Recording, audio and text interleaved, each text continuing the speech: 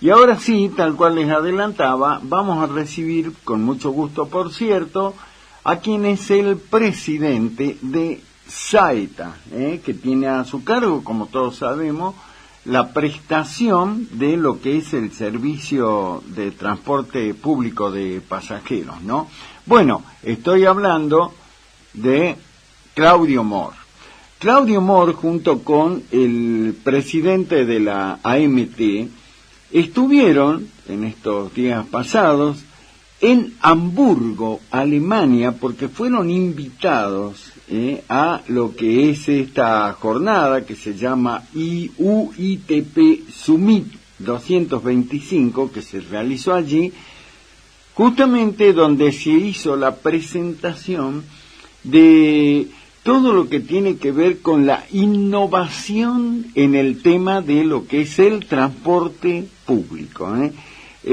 Así que es la Unión Internacional de Transporte Público el que hizo la invitación, y queremos charlar con Claudio para que nos cuente cómo vieron esto, porque es una experiencia muy pero muy importante. Yo siempre digo, ¿no? Muchas veces cuestión de, como se dice habitualmente, copiar y pegar, ver qué se hace en otro lado que tenga éxito y aplicarlo en beneficio de lo que son los usuarios, en este caso del transporte público en el área metropolitana. Los recibo con mucho gusto, repito, a Claudio Mor. Claudio, ¿cómo estás? Hola Daniel, buenas tardes, muchas gracias por la oportunidad y como siempre un gusto conversar contigo. No, gracias a vos, gracias a vos. Y la verdad que intrigado, expectante para poder charlar con vos, para que nos cuenten cómo fue esto, ¿no? De ir a nada más y nada menos que a Europa, Hamburgo, Alemania, también en Londres, y ver cuáles son, cómo es lo nuevo en lo que tiene que ver con el transporte público. Pequeña acotación. Décadas anteriores, en todo lo que era el sistema del transporte público, cuando estaba la famosa, ¿cómo se llamaba? FESTAP, aquí en Salta, la FESTAP, acordate, claro. Ajá, así es. Los concejales en esa época, que eran quienes manejaban el tema del transporte, tomaban lo que pasaba en la ciudad de Curitiba, en Brasil, como si fuera la meca de lo que era el mejor servicio, y viajaban los concejales a Curitiba para ver qué hacen. Bueno, nada que ver, imagínate, estoy hablando allá de la década del 80, el 90, pero bueno, no pasaba nada. Te escucho y te escuchamos con muchísima atención. Después de este prólogo, bueno, sí, Curitiba siempre ha sido un ejemplo en lo que refiere a los diagramas y al diseño de ciudad, y por ello y por ende también respecto de lo que es el transporte. Pero hay otras ciudades en Latinoamérica que han evolucionado, hoy ciudades modelos también son en Colombia, Cartagena con el sistema de transporte, en Bogotá, bueno, el mismo Santiago de Chile, y la evolución que han tenido en cuanto a la modificación de los sistemas de transporte y a la renovación de flota en cuanto a los sistemas de propulsión. Hoy la mayoría de los coches en Santiago de Chile son eléctricos, ¿verdad? Pero la verdad que, volviendo al tema, sí, hemos tenido la grata invitación de la Unión Internacional de Transporte Público, y acompañados por el CFI, que nos ha financiado el viaje. Hemos concurrido con el presidente de la AMT, y también en su carácter del presidente del Comité Federal de Transporte, de COFETRA, a participar de una convención que reunía a más de 10.000 participantes, en muchos casos operadores de servicios, reguladores de los servicios, representantes de estados. También obviamente había expositores y disertantes. Vos imaginate que había más de 100 países representados. Claro. Y se dio en un ámbito, en el ámbito del Centro de Convenciones de Hamburgo, más de 30.000 metros cuadrados de exposición y una cantidad muy importante de salas en donde se daban en simultáneo diferentes disertaciones. Uno podía elegir, obviamente. Nosotros habíamos ido a las disertaciones fundamentalmente buscando la proximidad, la cercanía en cuanto a la información, charlábamos de participar en charlas que tenían que ver con sistemas de transporte de Latinoamérica y también saber cómo se está financiando el sistema de transporte en el mundo. Así que ha sido muy enriquecedora la experiencia por ver exposición, para darte un dato puntual, uno de los 4 salones de exposición de más de 10.000 metros cuadrados presentaba transporte urbano de pasajeros, pero para nada se está hablando de, quiero decirte, no había un solo coche a combustión fósil, gasoil, ni GNC, ya, todos eran eléctricos. Te diría que un 95% eran presentaciones de coches eléctricos, lo que en muchos lugares del mundo ya es una realidad, para nosotros todavía es un anhelo, claro. En el mundo eso ya es una realidad, y también había sistemas de hidrógeno, de propulsión, o sea, estamos hablando de que están empezando a propulsar obviamente con la tecnología que corresponde a través del agua, así que ha sido muy enriquecedora ver las configuraciones, ver las prestaciones de los coches eléctricos, y después, obviamente, más allá de escuchar las charlas que nos interesaban respecto del financiamiento, conocer a diferentes expositores. He tenido la oportunidad de probar simuladores de conducción para colectivos, para camiones, que te permiten configurar cualquier ciudad del mundo y diferentes escenarios para que se pueda realizar una prueba de manejo en ese simulador, se puedan realizar experiencias, prácticas, así como también hemos encontrado mucha tecnología que pudiera ser aplicada a nuestro sistema, ¿no? Porque la idea es no quedarnos con lo que tenemos y saber que en el mundo hay gente que sabe más, que ha pensado y ha desarrollado mucho más, y que, como vos bien decías, a veces hay que ir a ver qué está haciendo el mundo. Claro. Con la tranquilidad de que en términos de diagrama estamos siendo eficientes en el área metropolitana, en lo que se afecta a Saeta. En términos de sistemas de cobro, de monitoreo de unidades y de seguimiento y de herramientas, estamos ciertamente a nivel de lo que hace el mundo con esta app, con estos sistemas abiertos de cobro que ya se están incrementando, pero bueno, después hay toda una cuestión cultural y de evolución de tecnología en términos de flota de colectivos que hay que apuntar hacia ese norte, ¿no? Porque lo que para nosotros, te decía recién, es añorar, debe ser un trabajo que desde este momento debemos comenzar para que en no un tiempo muy lejano sea una realidad. Estamos hablando de tener colectivos eléctricos en no más de 5 años aquí en Salta, y yo le decía la oportunidad de charlar con el ministro Villar y comentarle la experiencia y pasarle un informe sobre esta asistencia a la conferencia. Nosotros debemos ir en ese sentido. Hemos sido pioneros en muchos sentidos a nivel país en el transporte, siendo del interior, y pretendemos que en el norte y fundamentalmente Salta siga siendo pionera en la renovación de flota, así que habrá que trabajar en ese sentido. Exacto. Bueno, ahí lo primero que se me ocurre decir es que Saeta, la empresa, en la prestación del servicio, a partir de lo que es tu gestión, obviamente con tu equipo de trabajo, ha tenido una innovación, un crecimiento muy importante en lo que hace a ver de qué manera le podemos brindar un mejor servicio al usuario, ¿no? A través de la app, un montón de cosas.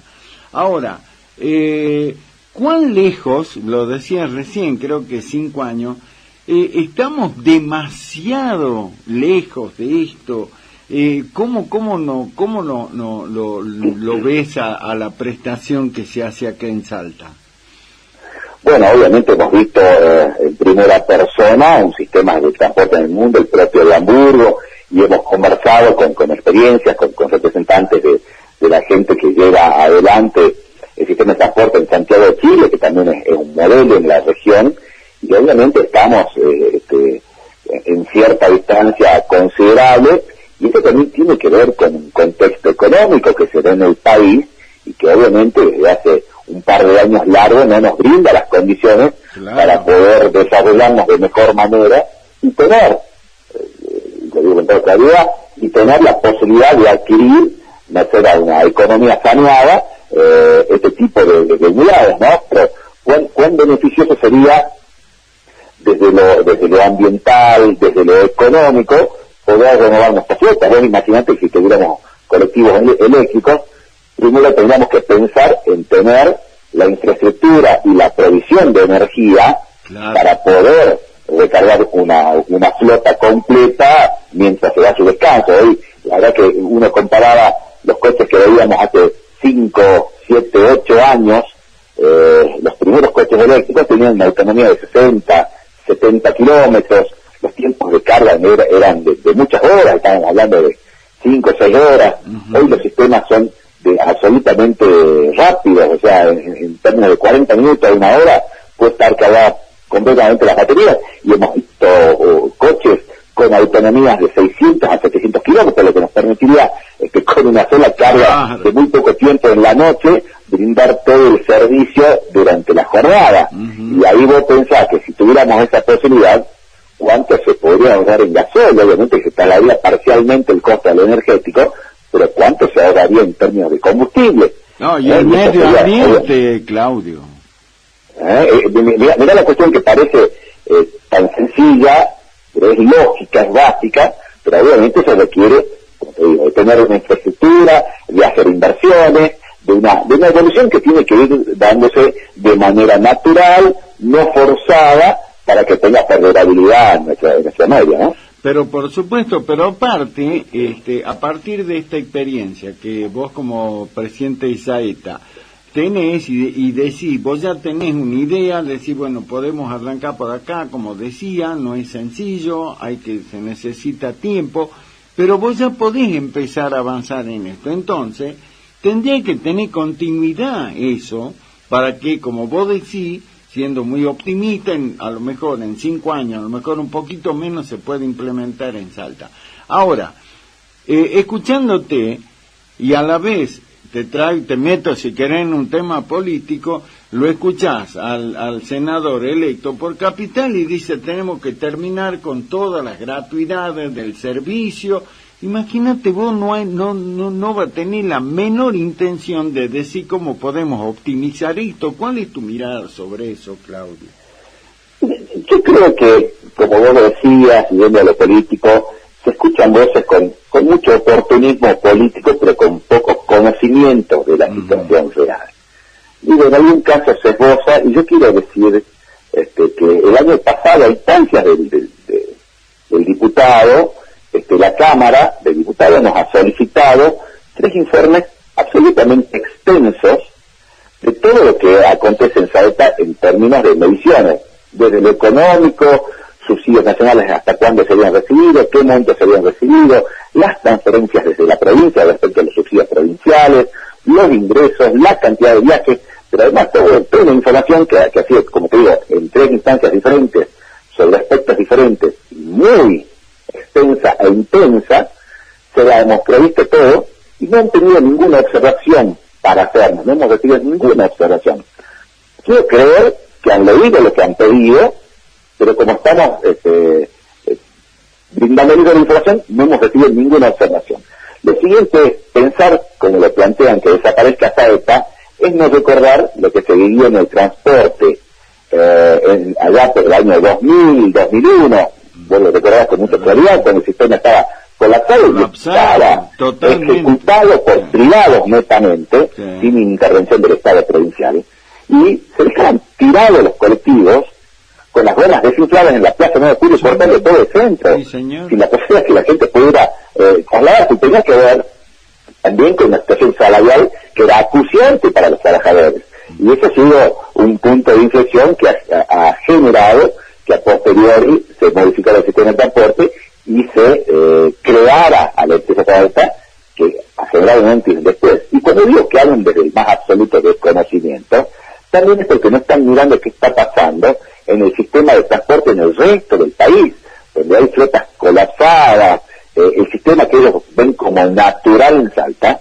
no es normal, ni siquiera en nuestros vecinos más cercanos, y aún con costos de tarifa mucho más altas. Así que, y pensar que deben, yo no sé con qué intención lo habrán dicho, si ha sido un fallido, si ha sido un speech de campaña, y lo han empezado a replicar, pensar pensar en que desaparezcan las gratuidades.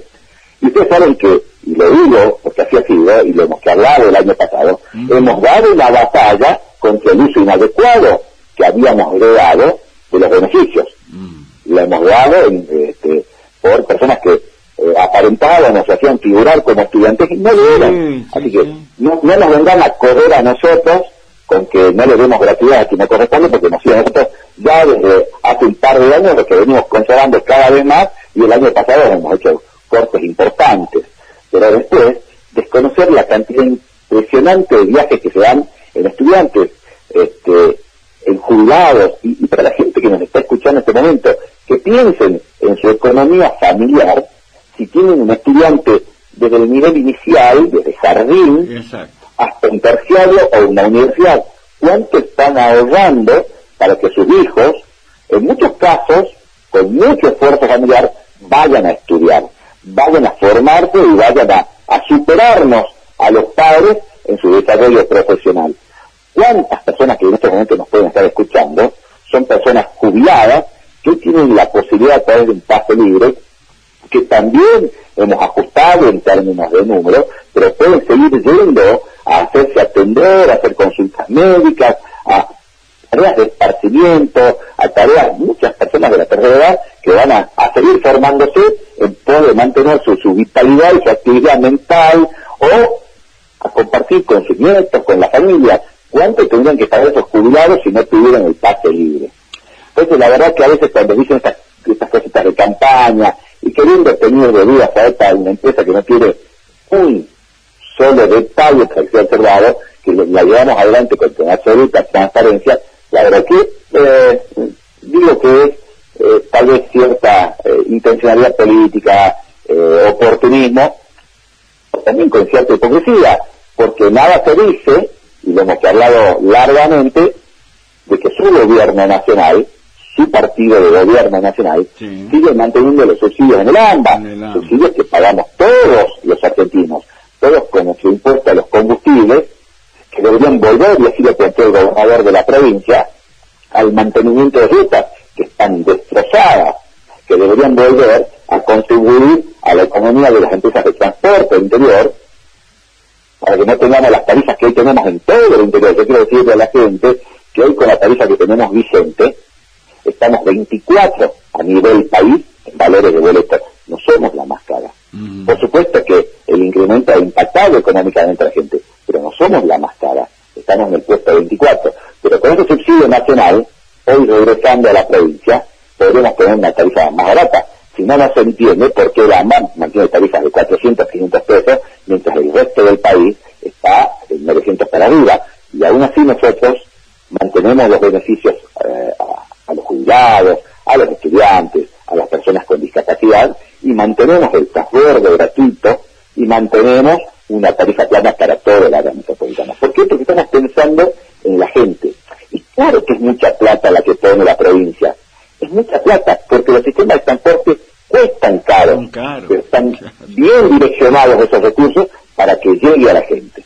Porque también te dicen, no, que debería llegar a la gente que lo necesita. Pues quiero contarle a estos legisladores que cada uno de los estudiantes que tiene un beneficio está debidamente identificado, que cada uno de los jubilados o jubiladas que reciben un beneficio está debidamente identificado, que cada una de las personas con discapacidad está debidamente identificada. Así que la verdad que no entiendo el sentido, tal vez la demencia temporal que evidencian cuando quieren hablar de transporte en Salta, pero omiten hablar de lo que pasa en su gobierno nacional respecto del AMBA y cómo son subsidiados, ¿no? Exacto. Yo coincido con vos, es un poco de todo, una mezcla, ¿no? Oportunismo político, hipocresía, porque dice, tratemos de sacar algún rédito acá, pero también ignorancia, porque absoluta. Yo recuerdo, no hace falta haberlo vivido, para eso ya internet hay un montón de cosas. Yo recuerdo lo que era la desesperación de los padres en décadas pasadas, que tenían que ver cómo se hacía para que los chicos puedan ir a la escuela, las discusiones interminables en el Consejo Deliberante, con los empresarios de las establos, concejales, para ver cómo iba a ser el tema del famoso abono para los estudiantes, y se peleó todo, pero muchísimo tiempo, y bueno, y muchos alumnos terminaron abandonando la escuela, Claudio. Bueno, esas hoy son cosas que ya ni siquiera se piensan y se naturalizan. Es como que siempre existió esto para estos ignorantes, pero no puede darse el lujo de hacerse el ignorante, Roque Cornejo. Claro, déjalo para un vecino, pero para este oportunista, no, pues hay que desenmascararlo, hay que decirle, deja de hablar boludeces. Lo digo yo a eso. Y cometen errores groseros, porque esto que vos decías, mientras antes se discutía cómo era el abono y el papelito, hoy un alumno el primer día de clase puede renovar su pase libre en el propio colectivo con su tarjeta, o sea, cosas que eran impensadas hoy las tenemos. Por lo tanto, como te decía, y un poco te traigo a lo que fue esta conferencia de la UITT, el Summit 2025, se discutían esas cosas y vimos que en temas de tecnología y de renovación de tarjetas y de actualización de beneficios estamos a nivel mundial, y después tenemos muchas cosas que seguir trabajando. Pero también ahí vimos, porque se bajan con las repetidoras, falseando información o transgiversándola, hablando de que recibimos nosotros un monto a comienzo de año. Bueno, en realidad ese monto es el presupuesto anual, es todo lo que reciben en el año, que lo recibimos en 12 cuotas. Pero también hemos visto y hemos participado y expresamente hemos buscado conferencias y charlas donde se tratara el tema económico y de financiamiento de los sistemas de transporte del mundo. Y un dato que nos ha llamado poderosamente la atención. Primero, sabemos que en Europa no son baratos los sistemas de transporte. En España, por darte un ejemplo, porque participamos en una de las conferencias donde la Comuna de Madrid exponía sobre su sistema de transporte. Además de que no son baratos para el usuario, pero son pagables de acuerdo a la economía que ellos tienen, la Comunidad de Madrid, y mira el dato, declaraba que ellos subsidian en un 80% el sistema de transporte. Por lo tanto, estamos diciendo que no solamente el boleto, el viaje no es barato, lo solo alcanzaba para financiar el 18% del costo del sistema de transporte. El otro 82% lo ponía la Comuna de Madrid. O sea, que los estados hacen un fuerte aporte a los sistemas de transporte para que la gente les sea asequible, para que lo puedan pagar de alguna manera. Y no está mal, y yo lo he planteado de igual manera en la audiencia pública. Los estados federales, ya sea en Estados Unidos, en Inglaterra, en Alemania, financian los sistemas de transporte porque eso enriquece, pero es obvio, positivo para las economías locales. Pero es lo que permite un desarrollo armónico, Claudio. Fíjate lo que es un sistema de este tipo. Vos podés que las regiones puedan crecer más armónicamente, no como ahora, ¿no? Bueno, y quería darte un dato. Manifestaba el presidente de la Nación que el día del paro, el último paro nacional de transporte, por el cual nos fuimos alcanzados merced a las conversaciones y al buen entendimiento que tuvimos acá en Salta, que pudimos declararlo, pero que ese paro a nivel nacional a la Argentina le había costado $1.000 millones, ese solo día, de no producir. Salta representa tal vez un 2% en la economía nacional. Bueno, ese día Salta podría haber generado $20 millones si se quiere a través de su movimiento económico. Eso es en lo que contribuye el transporte, a motorizar no solamente la posibilidad de que los alumnos vayan a estudiar y de alguna manera brindemos igualdad de oportunidades para la formación, y no solamente vaya a estudiar el que tiene la posibilidad de ir en un auto a una universidad privada, sino que vaya el que va en colectivo con mucha necesidad de transporte para ir a la universidad privada, a la universidad pública, a la que fuere, sino también para que se hagan atender las personas que necesiten, pero que se movilice la economía en el resto de la sociedad, que tiene que ir a trabajar y a seguir contribuyendo con el crecimiento del país. Eso es lo que representa, en nuestro caso, el gobierno provincial administrando de manera eficiente el transporte. Y vuelvo con un concepto. El tema de que la provincia ponga el dinero que tiene que poner para que el sistema de transporte tenga la calidad que tenemos en el área metropolitana, se hace en el marco del equilibrio fiscal que tiene la provincia. Claro. Bueno, es lo que dice el ministro cuando vos charlas con el contador Díaz Sur, el ministro, y te dice, podemos hacer un montón de cosas, pero porque tenemos estas cuentas públicas ordenadas, ¿no? Exactamente, exactamente. Bueno. Y obviamente que el sistema de transporte demandaría más fondos si pudiéramos hacer muchas otras más cosas, pero bueno, algunas cosas las podemos hacer, como la creación de las últimas 2 líneas, que están siendo un éxito rotundo. Y hoy también vuelvo, ¿no? Si me permitís. Sí, pero... Pues imagínate si el transporte no estuviera hoy en la situación en la que vivimos, la administración de la provincia. ¿Vos crees por ventura que hay un empresario, y no por malo, no por dañino, es que un empresario privado mantendría un recorrido que va a la escuelita de Las Palmas? No, bueno. Un recorrido que entra por lo que se llama la zona de la finca de las Moras, son caminos vecinales, o el último recorrido que hemos incorporado por la ruta 36, que une el Carril con Rosario Lerma, cumpliendo la necesidad de tanta gente que tiene que hacer trámite entre las 2 localidades, entre estudiantes del Carril que van a los terciarios de Rosario Lerma y viceversa, o la línea que tenemos de Rosario Lerma a Quijano, y tantas líneas que cumplen en red social. ¿Vos crees que el privado por sí mismo las mantendría si no fueran rentables? No, no las mantendría, y no por malo, no vamos a demonizar a la actividad privada. La actividad privada es muy útil en otros ámbitos donde no es rentable, pero bueno, fíjate que lo obligas a un empresario a poner un sistema o un colectivo donde no es rentable, y sabe que por definición hay poco tiempo la empresa va a quebrar, y eso generaría que la gente se quede sin servicios. Bueno, ahí está la importancia del Estado presente, que nosotros creemos que debe estar en su justa medida, sin desordenarse en sus cuentas, cumpliendo un rol social y llegando a la gente para igualar oportunidades. Vamos a ver cómo resulta esto. Mira, vos hablas de este tema y yo inmediatamente lo relaciono con lo que conocimos esta tarde, la decisión de Milei de cerrar definitivamente Vialidad Nacional, diciendo que de la atención y construcción de rutas se tienen que hacer cargo los empresarios del sector privado. Contame quién va a hacer una ruta, no sé, que pueda comunicar alguna localidad del interior si el empresario no tiene asegurada en la rentabilidad. Lo vamos a ver ahora, Claudio. Decime vos la ruta nacional 40 que une los valles Calchaquí, que Alcabieta, que pasa por Tequiacá, por Molino. Decime qué interés económico tiene esa ruta con un movimiento tan bajo desde el volumen, pero tan importante para los habitantes de esa zona. No, pero por supuesto. La verdad que yo digo que muchas veces nosotros somos la prueba viviente en Saeta de una administración eficiente siendo del Estado. Y eso es lo que hay que propiciar.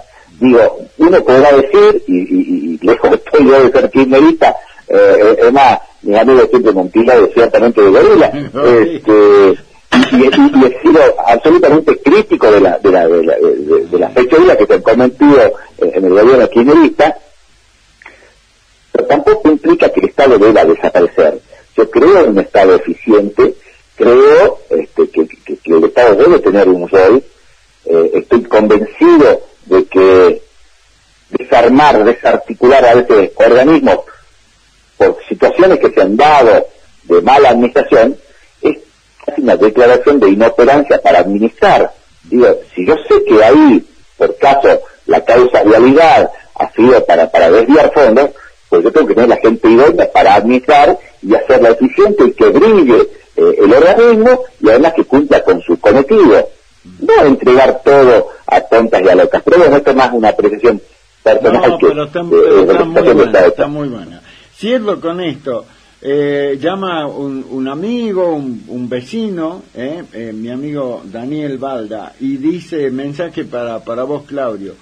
El senador electo, refiriéndose a Cornejo, no tiene idea de lo que es para una familia de una villa, de un asentamiento y aún de clase media, poder ver que sus hijos, sus pibes, sus adolescentes, puedan estudiar yendo a la escuela, a la universidad, que tengan ese beneficio que nos brinda Saeta, es muy pero muy importante. Igual para los viejos, para llevarlos al PAMI, tendría que aprender un poco más, dice, y bueno, y te agradece a vos como presidente de Saeta lo que es para la gente de acá, en este caso de la zona oeste alta nos escribe.